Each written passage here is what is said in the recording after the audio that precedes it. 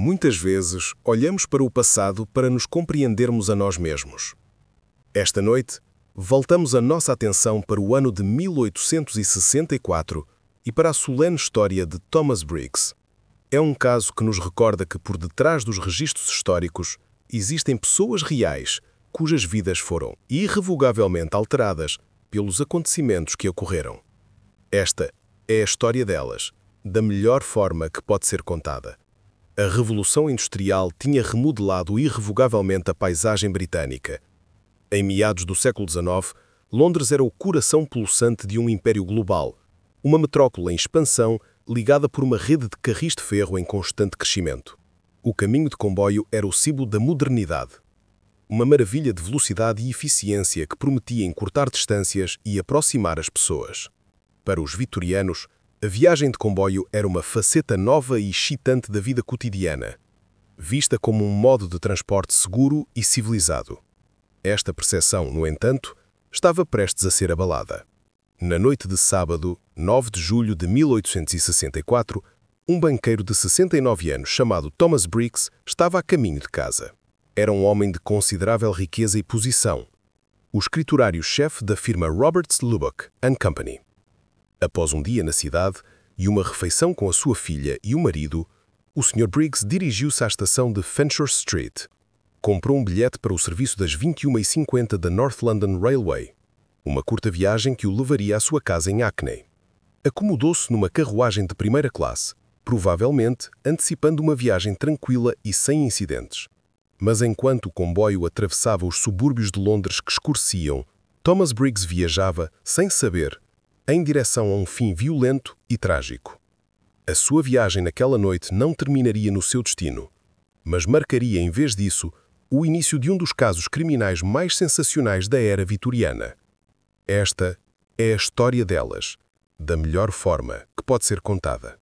Enquanto o comboio das 21h50 de Fenchurch Street continuava a sua rota, fazia as suas paragens programadas, com passageiros a embarcar e a desembarcar como de costume. Mas quando o comboio parou na estação de Hackney Wick, dois escriturários de banco que tinham acabado de embarcar e procuravam lugares, fizeram uma descoberta surpreendente. Abriram a porta de um compartimento de primeira classe, número 69, e depararam-se com uma cena de desordem e horror. As almofadas da carruagem estavam ensopadas em sangue e mais sangue estava salpicado pelo chão e pela janela. Uma bengala, uma mala de couro e um chapéu de copa baixa foram encontrados no interior. Mas o compartimento estava vazio de qualquer passageiro. Alarmados, notificaram imediatamente o guarda. O comboio foi retido na estação enquanto os funcionários ferroviários se apressavam a tentar perceber o que tinha acontecido. A sua busca por respostas não durou muito. Pouco tempo depois, mais à frente na linha, entre as estações de Bow e Hackney Wick, o maquinista de um comboio que viajava na direção oposta avistou algo deitado no aterro ao lado dos carris. Parou o comboio para investigar. Ali, gravemente ferido e inconsciente, jazia o passageiro desaparecido, Thomas Briggs. Sangrava profusamente de ferimentos graves na cabeça. Era claro que tinha sido brutalmente atacado e depois atirado do comboio em movimento. Os funcionários agiram rapidamente, transportando o homem ferido para uma taberna próxima, o Mitford Castle, que serviu de enfermaria improvisada. Um médico foi chamado, mas os ferimentos eram catastróficos. Thomas Briggs nunca recuperou a consciência. Sucumbiu aos ferimentos no dia seguinte, transformando um ataque chocante num caso de homicídio. A fé do público na segurança das viagens de comboio tinha sido violentamente abalada. Com a morte de Thomas Briggs confirmada, o que começou como um incidente ferroviário tornou-se uma investigação de homicídio em grande escala, liderada pelo inspetor Richard Tunner, da Scotland Yard. A cena do crime não era o aterro escuro onde o Sr. Briggs foi encontrado, mas a carruagem manchada de sangue onde o ataque tinha ocorrido. O compartimento ofereceu as primeiras peças cruciais de um quebra-cabeça sombrio. Os pertences pessoais da vítima estavam presentes, incluindo a sua mala de couro e a sua bengala. No entanto, vários itens valiosos estavam conspicuamente em falta. Sabia-se que o Sr. Briggs transportava um relógio de bolso de ouro distinto e uma corrente de ouro longa e pesada, nenhum dos quais estava na sua pessoa ou na carruagem. Os seus elegantes óculos de aros de prata também tinham desaparecido. O roubo era um motivo claro. A peça de evidência mais significativa deixada para trás, no entanto, não pertencia à vítima. Era um chapéu de feltro preto, de copa baixa. Não era a cartola que Thomas Briggs usava, que foi encontrada machucada dentro da carruagem. Este segundo chapéu, supuseram os investigadores, devia pertencer ao seu assassino. Um exame ao chapéu revelou o nome do fabricante, mas o forro tinha sido removido, uma prática comum para fazer um chapéu assentar mais confortavelmente. A polícia esperava que este único item, um acessório comum na Londres vitoriana, pudesse levá-los a um suspeito. Juntamente com o chapéu, outra pista pequena, mas vital, foi descoberta no chão da carruagem. Um único elo partido de uma corrente de ouro. Era um pedaço tangível da luta que tinha ocorrido, um resquício da violência que tinha custado a vida ao Sr. Briggs. A investigação tinha agora os seus primeiros fios, um relógio desaparecido, uma corrente desaparecida e um chapéu que pertencia a um assassino. A investigação começou a expandir-se para além dos limites da carruagem. A polícia concentrou seus esforços nas duas pistas mais promissoras, o chapéu e a corrente de ouro em falta. O chapéu foi levado ao seu fabricante, que confirmou ser da sua marca, mas também notou que era um estilo popular e que tinham vendido muitos como aquele. No entanto, forneceram uma lista de retalhistas que vendiam seus produtos. Pacientemente, os detetives começaram a visitar cada chapeleiro da lista, mostrando-lhes o chapéu e esperando que alguém o reconhecesse ou uma personalização específica. Foi um processo meticuloso e muitas vezes frustrante, uma busca por uma agulha no vasto palheiro do comércio de Londres. Simultaneamente, foi passada a palavra a joalheiros e penhoristas por toda a cidade, pedindo-lhes que estivessem atentos a um relógio de bolso e corrente de ouro muito específicos. A polícia distribuiu uma descrição detalhada dos itens que tinham pertencido a Thomas Briggs. Esta foi outra tarefa monumental, dado o grande número de tais estabelecimentos na capital. Os dias seguintes ao homicídio foram preenchidos com este meticuloso trabalho policial de base. Enquanto o público ficava mais ansioso, com os jornais apelidando o crime de o homicídio do comboio, os investigadores trabalhavam incansavelmente nos bastidores. A sua grande oportunidade surgiu a 18 de julho, mais de uma semana após o crime. Um joalheiro e ourives em Cheapside, chamado John Death, apresentou-se com uma história notável. Ele disse à polícia que um homem com sotaque estrangeiro tinha entrado recentemente na sua loja e trocado uma corrente de ouro que correspondia à descrição da que fora roubada ao Sr. Briggs por um novo relógio e uma corrente diferente. O Sr. Death tinha a corrente trocada na sua posse. O elo partido encontrado na carruagem encaixava na perfeição. O testemunho de John Death, o joalheiro de Cheapside, foi o avanço de que a investigação necessitava desesperadamente. Ele forneceu uma descrição detalhada do homem que tinha trocado a corrente de ouro. Era um jovem, um alemão, que se tinha identificado como Müller. Crucialmente, o Sr. Death também tinha vendido a este homem uma caixa para o seu novo relógio. A caixa tinha o nome e o endereço do joalheiro. A polícia tinha agora um nome: Müller. O passo seguinte era encontrá-lo. Acontece que um cocheiro chamado Jonathan Matthews também se apresentou. Ele relatou que, na noite do homicídio, tinha levado um jovem alemão a um endereço em Bow. Recordou-se do seu passageiro a dar a caixa do joalheiro a uma jovem senhora.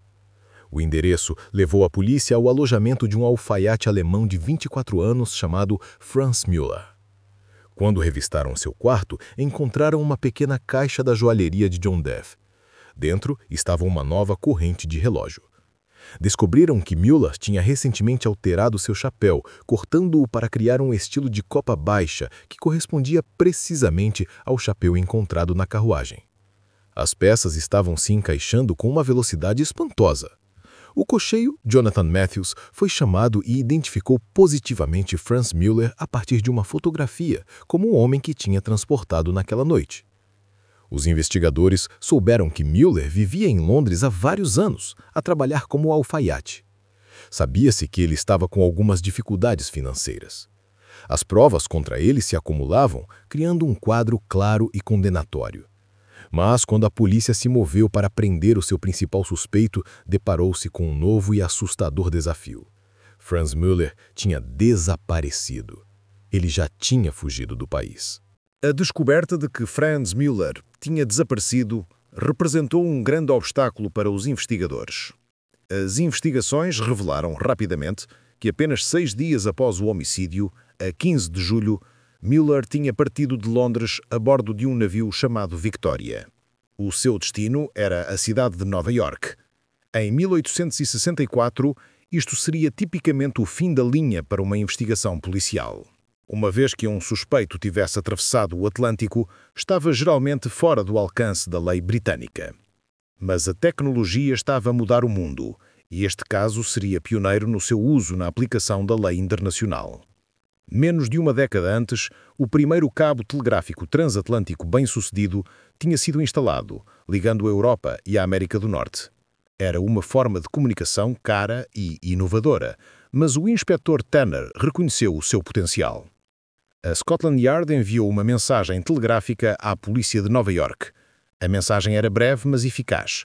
Continha uma descrição de Franz Mueller, os detalhes do seu crime e o nome do navio em que se encontrava. Enquanto a mensagem eletrónica corria pelo fundo do oceano, o inspetor Tanner e Jonathan Matthews, a testemunha cocheiro, embarcaram na sua própria viagem transatlântica. Reservaram passagem num navio a vapor mais rápido, o City of Manchester, que partiu de Liverpool. Foi uma aposta calculada. O Victoria, sendo um navio a vela mais lento, deveria levar várias semanas para chegar à América. Tanner esperava que o seu navio, movido a vapor, ultrapassasse o de Mueller e lhe permitisse estar em Nova York, pronto e à espera quando o fugitivo chegasse. Uma dramática corrida de alto risco através do Oceano Atlântico tinha começado. O mundo assistia, cativado pelo espetáculo de tecnologias antigas e novas, o navio a vela lento contra o vapor rápido e o telégrafo instantâneo, a serem postas umas contra as outras na perseguição de um suspeito de homicídio. O telégrafo tinha feito seu trabalho. Quando o inspetor Tanner e a sua testemunha chegaram a Nova York, o departamento de polícia local estava totalmente informado e preparado para agir. Tudo o que podiam fazer agora era esperar pela chegada do Victoria. A espera durou várias semanas.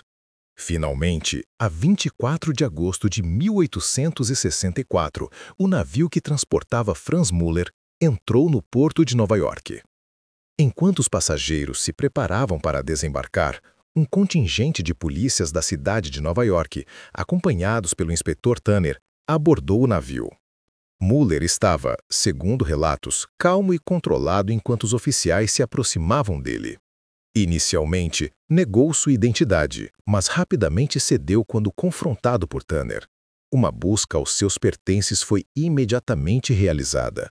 Os oficiais revistaram a sua bagagem e lá encontraram a peça final de prova incriminatória, o relógio de bolso de ouro que pertencera a Thomas Briggs.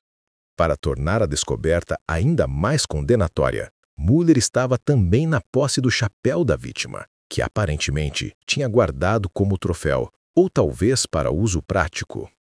A cadeia de provas estava agora completa e ininterrupta.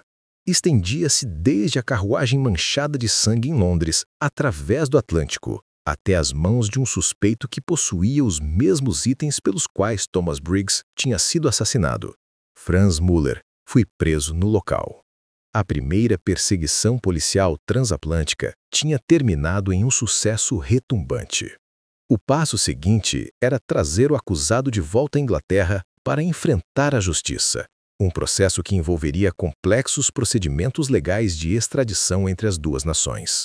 A extradição de Franz Mueller foi assegurada, e ele foi devolvido à Inglaterra sob guarda para ser julgado pelo homicídio de Thomas Briggs. O julgamento começou no Tribunal Criminal Central, o Old Bailey, a 27 de outubro de 1864. Foi uma sensação mediática. Jornais, tanto na Grã-Bretanha como na América, tinham seguido a perseguição através do Atlântico, e o público estava fascinado pela história. A sala do tribunal estava lotada todos os dias com jornalistas, artistas e membros curiosos do público, todos ansiosos por ver o homem no centro da mais famosa caça ao homem do mundo. A acusação, liderada pelo procurador-geral, apresentou o seu caso meticulosamente. Apresentaram a poderosa cadeia de provas circunstanciais que ligava Mueller ao crime. Testemunha após testemunha foi chamada ao banco. O joalheiro, John Death, identificou Mueller como o homem que tinha trocado a corrente roubada. O cocheiro, Jonathan Matthews, testemunhou ter transportado Mueller na noite do homicídio. O chapeleiro confirmou que o chapéu encontrado na carruagem era de um tipo vendido a Mueller. Finalmente, os detetives da Scotland Yard e de Nova York testemunharam sobre a descoberta do relógio da vítima na posse de Mueller a quando da sua detenção. A defesa, liderada por um proeminente advogado, Dr. Hermann Karl Gottlieb, lutou vigorosamente. Argumentaram que as provas eram puramente circunstanciais e que a identificação pelas testemunhas, particularmente Matthews, não era fiável. Sugeriram que outro homem, que era conhecido por ser um associado de Mueller, poderia ter sido o verdadeiro assassino, e que Mueller era apenas uma vítima infeliz das circunstâncias, tendo comprado os itens roubados sem saber. Apesar destes esforços, o peso das provas contra Franz Mueller era imenso. O julgamento durou 3 dias. Após as alegações finais tanto da acusação como da defesa, o juiz resumiu as provas para o júri, instruiu-os cuidadosamente sobre a natureza das provas circunstanciais, explicando que uma cadeia de factos interligados poderia ser tão convincente como o testemunho de uma testemunha ocular. O júri retirou-se então para deliberar. A tensão na sala do tribunal era palpável. O destino de Franz Mueller e o capítulo final de um caso que tinha cativado 2 continentes estava nas suas mãos. Não demoraram muito. Após apenas 15 minutos, o júri regressou à sala do tribunal. O chefe do júri levantou-se e proferiu o verdito: culpado. Um silêncio caiu sobre a sala enquanto o juiz colocava o gorro preto, o símbolo tradicional da sentença de morte. Ele pronunciou que Franz Mueller seria levado do tribunal e enforcado pelo pescoço até à morte. Durante o julgamento e a sentença, Mueller tinha permanecido composto, mantendo a sua inocência, mas com o veredito proferido, a sua compostura pareceu quebrar-se. A reação do público foi de aprovação esmagadora. O homicídio do comboio tinha instilado um profundo sentimento de medo e vulnerabilidade, e o veredito foi visto como uma restauração da ordem e da segurança. Foram feitos apelos em nome de Mueller, particularmente da comunidade alemã em Londres, que sentia que ele tinha sido condenado com base em provas fracas e preconceito anti-estrangeiro. No entanto, todos os apelos foram negados. A data da execução foi marcada. Na manhã de 14 de novembro de 1864, uma vasta multidão, estimada em cerca de 50.000 pessoas, reuniu-se do lado de fora dos muros da prisão de Newgate. As execuções públicas ainda eram uma forma comum, embora sombria, de espetáculo público. Vieram para testemunhar os momentos finais de Franz Mueller. Às 8 horas, Mueller foi conduzido à forca. Foi acompanhado por um ministro luterano de língua alemã que tinha passado os últimos dias com ele. Nos momentos antes da execução, o ministro terá implorado a Mueller uma última vez para confessar se fosse culpado. Os relatos da época divergem, mas a história mais amplamente divulgada é que enquanto o capuz é colocado sobre a sua cabeça, Mueller virou-se para o ministro e proferiu as suas últimas palavras em alemão: Ich habe es getan. Fui eu que o fiz. Com essa confissão silenciosa, o alçapão abriu-se e o caso do primeiro homicídio num comboio britânico chegou à sua solene conclusão. A história de Thomas Briggs e Franz Mueller deixou uma marca duradoura na sociedade vitoriana. Realçou as vulnerabilidades da vida moderna e impulsionou apelos por melhor segurança nos comboios, levando à introdução de cordas de comunicação e da famosa luz de Mueller, uma lâmpada para iluminar as carruagens.